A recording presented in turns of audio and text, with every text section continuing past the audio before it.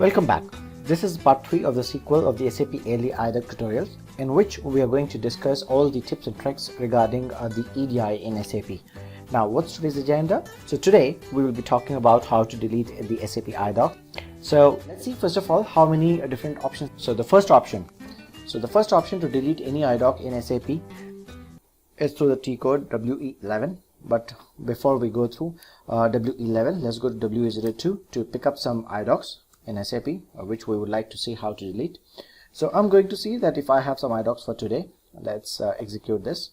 So I'm in WE02 right now, and you can see here there are multiple IDOCs as of now, and we are going to delete a couple of them. So we do have IDOC number, we do have IDOC status, and we do have partner numbers, and we do have basic types, date range. So if in case you'd like to delete any of the IDOCs, there could be n number of different parameters. Let's go to the WE11 and see what and all we can do, how to delete IDOC in WE11.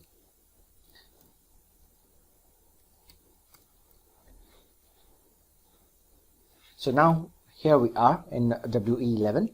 Now here you can see that to delete IDOCs, what and all different parameters you have. You have the IDOC selection. On the top you can see, which is very important, which is a test run. Alright, now here created at, created on, the direction and IDOC number, and also you have message type, basic type, extensions. So there are multiple variations where you can do selection, and on the basis of the selection screen you can delete the IDOCs. So as of now, what I'm going to do is I'm just going to pick one IDOC number and I'm going to delete that. Alright, so let's pick one. Okay, let's pick this one. The reason I'm going to pick this is because this is 51. It's a failed IDOC. Ideally, we are not supposed to delete any of the IDOC just like that.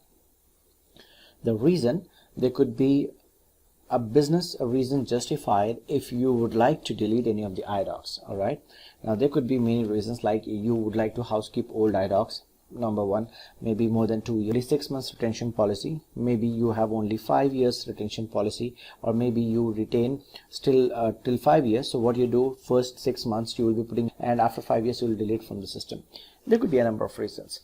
Now the reason why I like W11, because it is just like a normal standard transaction code, and here the selection screen is pretty good, and you can not only delete one single IDOC but also the range of the IDOCs. You can see here I can either delete one IDOC, or I can select a range of IDOCs and I can just copy paste here. For example, here if I would like to delete all these IDOCs, I just have to copy this. Okay, and what I do is I'm going to paste through clipboard. So you can see here all the IDOCs, they have come in up to 4825, right? So you can see here all the IDOCs they have come in. Now if in case you would like to delete, you will just execute it, but I'm not going to do that. Okay, so let me just, so I'm not going to copy the changes. No, I'm just going to pick one IDOC. Basically we will just see how the system functions, right? So here pick this one IDOC. But usually 51 would not be deleted, because 51, if it's a failed IDOC, so there has to be some valid reason why is it failed. It could be a data issue. 95%, based on our experience, 95% of the IDOCs they fail only because of the data. So now there could be any reason, so you just have to troubleshoot this particular IDOC to see what is the error, fix it, and then reprocess it. So all this has to be done automatically usually. But then again, you know, everyday business, they will try to troubleshoot that what is the failed IDOCs, and on the basis of the failed IDOCs they will generate a report and then they will send it back. But now let's come back to the point wherein we will see that how to delete this. Okay, copy, and I'm going to put this here, and then I'm just going to, this is 3224817, so I'm going to highlight this line. Okay, and then I have that. So now here you can see it is test run performed. So this will not delete from the system yet, right? This is not deleted, but what we are going to do is now we are going to remove this test run, and now I'm going to actually perform the deletion. It says yes, delete permanently. I say okay, and it has deleted one DSLF IDOC record. Okay, So here, this one, the moment when I refresh, my expectation is that this should vanish from here. So, oh, see, it's vanished here. So this is how you will be deleting any of the IDOCs. Now I would like to do one more thing. I want to open one more WE02.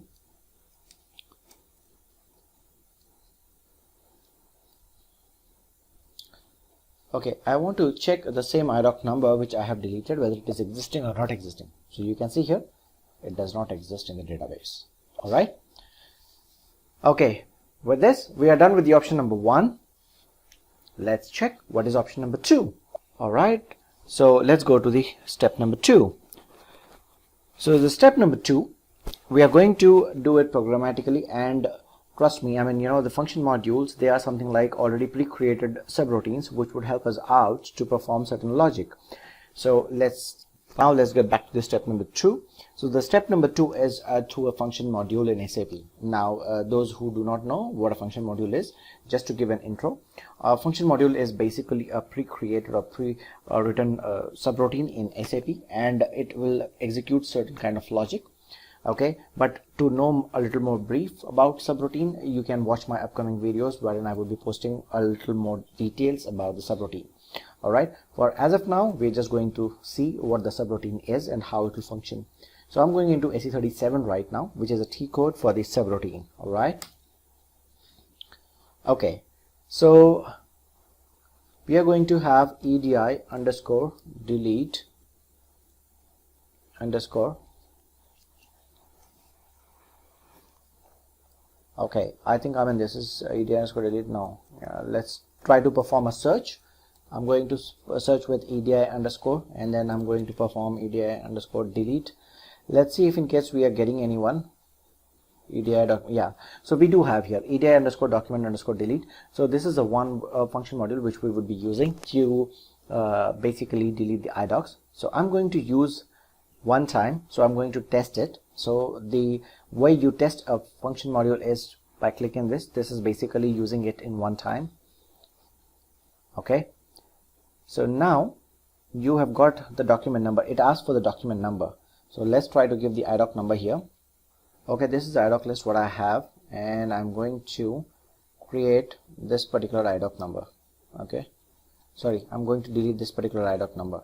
So I've copied this IDOC number 3224824. You can see this one 68, basically 3224824. So let's see if in case it gets deleted or not. So I'm going to hit execute now. Wow. So what it says is that it has run this and it has not given us any kind of status or anything, but let's see what information it has given here. Okay, so it is giving only about the document number. So let's see here what happens here. So the expectation is, again, when you refresh, this particular line should be vanished. So let's see if in case we achieve this or not. So you can see here now you have 823 and 825. So 824 is vanished. So this is how you would be deleting an IDOC through the function module in an individual IDOC. However, the function modules are basically these are the subroutines which are again called inside a program. So this would be used if in case you would like to handle the deletion programmatically or you would like to automate it. All right. But in this scenario, we have only seen one, but how to delete multiple IDOCs through programmatically or through a function module. We will be seeing the step number 3 now, and in step number 3, we'll see how to delete multiple line items. All right.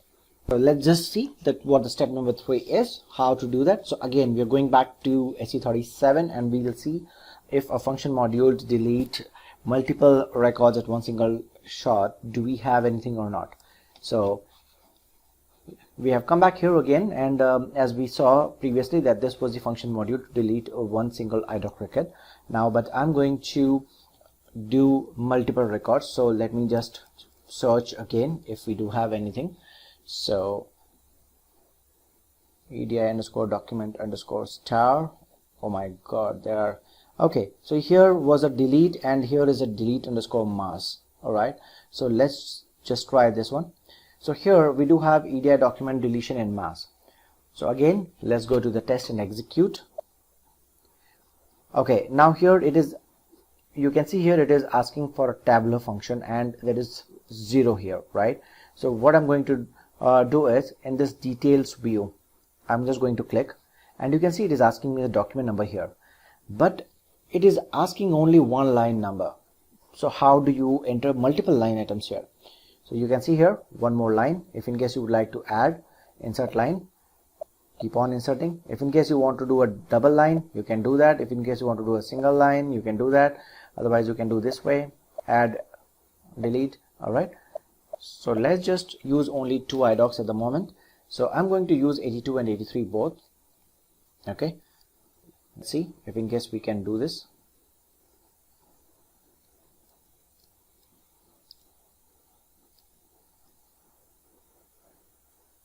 Okay, so I'm going to copy this 2 IDOCs here, 823 and 825 both we have copied here. And what I'm going to do is I'm going to go back, and okay, we have 5 entries here. Why? Oh, okay, let's remove all the 3. Okay, so we do have 2 entries now. So 2 entries and then execute. So it says number deleted is 2, right? So 2 IDOCs it has deleted. So now same thing here, we have all these IDOCs. So expectation is when I refresh this, just because these 2 are now deleted from the database, so it should not be there in the database anymore, right? So these 2 lines should be vanished. Let's do that. So you can see here now the last one is 822, 823 and 825 both vanished. Okay, so this is how you would be deleting the IDOCs in the system, either by a subroutine, or which in simple terms we call it as a function module, or you would be deleting it through transaction code WE11. But what if you would like to delete this on a periodical basis? So now, when it comes to the periodic basis, then in that case the only thing that strikes in mind is a batch job, right? That means deleting after every 6 hours, or after every 8 hours, or after every 1 day, or maybe 24 hours, or once in a day, or maybe twice in a day, or maybe you can do it once in a week, something like that. So depending on the criteria of the business and the volume, probably you can use this function. Now how to do that? So what we can do, again, let's go back to WE11. So we will see in a moment how to use WE11 as a background job to delete multiple IDOCs on the basis of a frequency. All right, okay, so let's just get started. So I'm going into WE11 now again. Okay, now I have 51, 2, 68, 3 and 103. So okay, let me just pick up this status as 51. I would like to delete, say, 51 after every some time, but usually again in the real time in the business it is very critical. You cannot delete any IDOC just like that. Think this. So you need to be really prepared, and it has to be a business call on under what circumstance they would like to delete these IDOCs. Okay, so one reason could be that, you know, any of the error IDOCs, whatever the error IDOCs 51 status, they have already processed it manually. After that they would like to do not keep it, because after that they will change the status to 68 and no further processing required. But they would like to clear off all the 68 status IDOCs. That in that case what happens is, all the IDOCs 68 status, they would be deleting on a regular interval, or maybe once in a day, or maybe twice in a day, or maybe once in a week, based on the frequency whatever decided. And of course volume plays a major role here. Okay, so I'm going to show just one example how you can run this in a background job. So what I'm going to do is that I'm going to pick only the status here. Okay, and we will pick a couple of other details, like the status is 51. So I'm going to put the status here, the current status as 51. Okay, then I'm going to use a message type. All right, the message type is desadv, desadvise, and the basic type we do have delivery 05. All right, so delivery 05. Okay, so the date I'm going to put as a current date. Again, I mean, this is functionally you can do it as a dynamic one, you can change it, but for that purpose what you can do is you can watch my upcoming videos wherein I would be talking in detail about the batch jobs, how you can maintain a dynamic variant which picks up the date on a daily basis, which updates the date on a daily basis without using any ABAP programming. Okay, now here I'm just going to execute not like this on the execute button, but what I'm going to do is I'm going to schedule this as a batch job. Okay, so execute in the background. Now here let's give some printer name. Okay, so I'm going to give a default printer name. Now this is a screen wherein if in case you would like to put it as a periodic job, you can put this. Okay, now here you click the periodic job, it becomes a periodic job, but I do not want to make it as a periodic job. I just want to show you for one simple reason. So that's why I would be just clicking on immediate. That means I would like to run only one instance of it and I do not want to run any more of it. Okay, so I will say immediate and then save. So background job is scheduled. What you can see here, the background job is scheduled for the program. All right, now let's go to SM37 to see if in case the program is run. Okay, open here itself. So this is my username, this is a job name. Because we do not know the job name, that's why we have put it as a star. Usually whenever you execute it in the background, automatically system will assign some name to it. Okay, execute it. So you can see here the background job is already finished and there is a spool that is generated. So I'm going to click on the spool and let's see what it has to say. So you can see that it has actually given us 2 IDOCs and 2. So let's see. So we do have 251 status IDOCs as of today, you can see here, and it is going to be deleted. So my expectation, again the same thing. So if I'm going to refresh here, these 2 records should be empty, should be vanished. But before that, let's have a look here.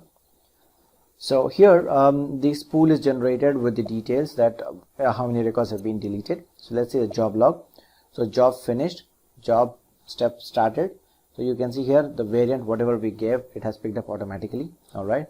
Now this is a system generated variant ideally, but when if in case you would like to run it on a daily basis, then the variant that you will be creating, you need to save it with a name, and the system should always pick that variant up for executing the background job. Okay. Now let's come back here. Do we have steps? Okay, let's see what is there in the step. So here in the steps, it will only tell us the program name, what needs to be run. Okay, so now let's come back here and then let's execute this. So if I'm going to refresh, automatically these 2 will be vanished here. Oh wow, it's not vanished. So did we do a test run? Let's try to check this. So okay, I'm again trying this because it says that it has not deleted. So what I'm assuming is that it has run in a test mode, maybe, I'm not sure. So let us just see. Immediate, and I'm going to say okay, SM37 right now, and let's see this. Okay, the spool is generated and this is the most recent one, 1140. Let me just check this, what happened with the spool. So it has 2 pages. Okay, 2 IDOCs it has deleted. It says the same thing. Number of the records passed 1, calculated total records 1, message type. Okay, so what it has done, got. All right, so this is how you will be creating a batch job. But I think there is one more limitation to it. Ideally, at times it could be a possibility that the might be not running immediately. First run, it will take all the details and will save. For the next run, I think then it will be deleting it. But maybe we can do a little more check. I think you guys should be testing that out and come back to me with the status whether it is running, and when at the moment when you're running for the first time it is deleting the records, or when the second time when you run, then only it will delete the records through the program background job specifically. All right, thank you so much for watching this video. Now before I close down, 3 important points. Point number 1, please like, share and subscribe. Point number 2, what do you feel, which options out of these 3 options you would like to use more often to delete the IDOC. Whether you'd like to go with the subroutine or whether you'd like to delete it with a WE11, or above all, you would be deleting it with a background job. My personal favorite is WE11 with a background job. I will definitely choose something wherein I do not have to do any manual intervention. So definitely, I would not like to even click on execute. Trust me. So I would for sure like to go with WE11 with a background job, but do let me know what you like the most. All right. Thank you so much for watching this video, and thanks again.